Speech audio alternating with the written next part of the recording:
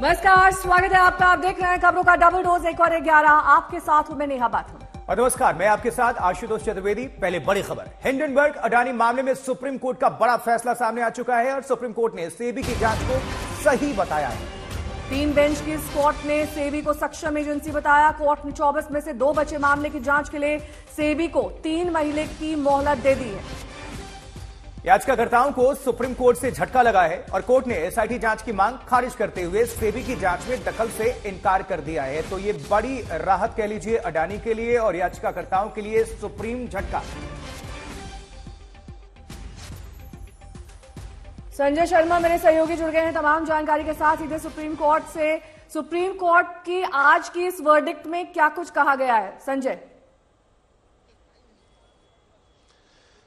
Supreme court में 3 जजों की पीठ, यानी जिसमें chief justice DY Chandrachud, justice Manoj Mishra और जस्टिस जेबी पारदीवाला, इन तीनों की पीठ ने अपने फैसले में साफ कर दिया है कि सेबी सक्षम प्राधिकरण है, सेबी की जांच से में कहीं कोई खामी नहीं है। और साथ ही ये भी कह दिया कि सुप्रीम कोर्ट का सेबी के मामले में दखल देने का बहुत सीमित स्कोप है, यानी ज्यादा स्कोप नहीं है। लेकिन उन्होंने ये भी कह दिया कि किसी थर्ड पार्टी, किसी थर्ड उसकी रिपोर्ट के जरिए सेबी की जांच को खारिज नहीं किया जा सकता है। और कुल मिलाकर ये अडानी हिंडनबर्ग मामले में अडानीज को इससे बड़ी राहत मिली है। हालांकि याचिकाकर्ताओं का कहना है कि कोर्ट ने याचिका खारिज नहीं की है, इसलिए हमारे लिए झटका नहीं है, ये हमारे लिए कोर्ट ने डिस्पोज ऑफ किया है। लेकिन कुल मिलाकर अगर हम बात करें तो सुप्रीम कोर्ट ने सेबी की जांच में दखल नहीं दी है, सेबी की जांच का सपोर्ट किया है और ये कहा है कि जांच में 24 मामले लाए गए थे जिसकी जांच करनी थी, जिसका विदेशी प्राधिकरणों के साथ, कंपनियों के साथ लेन देन की बात थी, जिस पर सवाल उठाए गए थे। और इस पर कोर्ट ने कहा है कि सेबी ने 22 मामलों की जांच करके रिपोर्ट दे दी है। 2 मामले बचे हैं, उसके लिए जो विदेशों के लेन देन के संबंधित मामले हैं उसमें कहा है कि 3 महीने में सेबी अपनी रिपोर्ट जारी करे।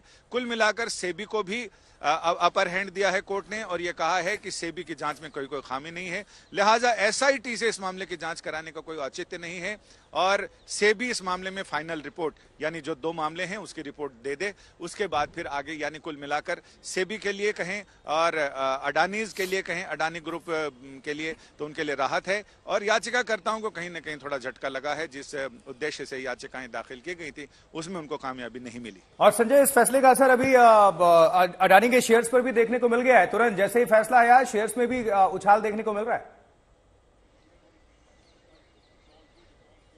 जी हां, कोर्ट का फैसला, कई फैसले ऐसे होते हैं, ये तो सीधे सीधे बिजनेस मामले का, कंपनीज मामलों का फैसला है, लेकिन कई बार ऐसे फैसले भी कोर्ट के आते हैं जिसपे शेयर मार्केट सबसे पहले अपनी प्रतिक्रिया जताता है। और जाहिर है कि ये पूरा मामला, मतलब अर्थव्यवस्था की बात करें या फिर कंपनी मामलों की बात करें और कॉर्पोरेट्स के क्षेत्र की बात करें, तो उसमें मामला, ये फैसला अपने आप में एक नजीर है, क्योंकि इसमें सेबी के अधिकार क्षेत्र को कोर्ट ने अंडरलाइन किया है, रेखांकित किया है या कहें तो हाईलाइट किया है। और इस बीच वकील बाहर आकर क्या कुछ कह रहे हैं, सुनिए। या कोई निर्देश देने का अभी कोई जरूरत नहीं है, क्योंकि वो अपने आप में सक्षम एक संस्थान है जो जांच कर रही है। देखिए, सेबी द्वारा ऑलरेडी एसआईटी गठित कर दी गई थी और हाल ही में सेबी की जो स्टेटस रिपोर्ट दी गई उसमें 22 इन्वेस्टिगेशंस कंप्लीट कर ली गई हैं, 2 आर पेंडिंग। तो 2 पर भी सुप्रीम कोर्ट ने 3 महीने का टाइम दिया है कि इनको कंप्लीट करें। तो सेबी द्वारा ऑलरेडी एसआईटी की गई है और वो अपनी इन्वेस्टिगेशन कर रही है, उसमें हस्तक्षेप का कोई अभी जो है ग्राउंड नहीं बनता। I'm joined by Advocate Vishal Tiwari.